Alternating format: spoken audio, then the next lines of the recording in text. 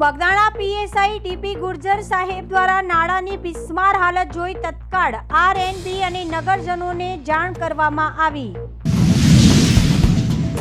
ગઈકાલે મહુવા તાલુકાને ઘમરોડી નાખેલ અનાધાર વરસાદના પગલે અતિવૃષ્ટિના કારણે વડલી ગામમાં 5 મકાન ધરાશય થવા પામ્યા છે, જેમાં ઘરવકરીનો સદંતર નાશ થવા પામ્યો છે। મહુવા બગદાણામાં ગઈકાલે જોરદાર વરસાદના પગલે બગદાણાની આજુબાજુના વિસ્તારમાં ભારે નુકસાની થવા પામી છે। ભાવનગર જિલ્લાના મહુવા તાલુકાના રાતોલ અને તલગાજરડા મોડેલ સ્કૂલના 35 જેટલા વિદ્યાર્થીઓ ઘરેથી જતી વખતે મોડ પરથી ડુંગર પર જવાના માર્ગનું નાળું તૂટી જતા ઘરે જતા વિદ્યાર્થીઓ રસ્તામાં ફસાઈ ગયા હતા।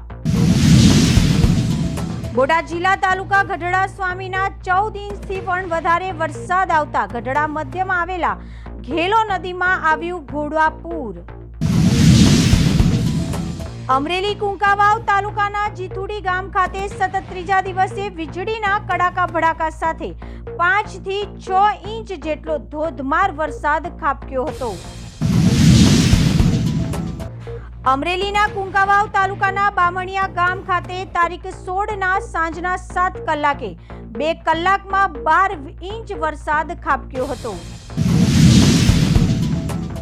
અમદાવાદ ખાતે થયેલા વિમાન દુર્ઘટનામાં મહેસાણા જિલ્લાના ખેરવા ગામમાં રહેતા ગોસ્વામી પરિવારનો ગોસ્વામી સંકેતગીરીનું મોત નીપજ્યાની બની છે ઘટના।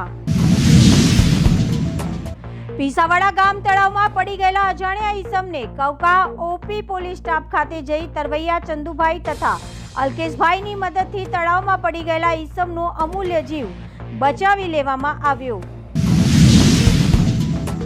ગાંગડ ગામના કુબલિયા ફળિયામાં મનુભાઈ કરસનભાઈ જાદવના ઘરમાં સિલિન્ડર ફાટવાની આકસ્મિક ઘટના બનવા પામી હતી।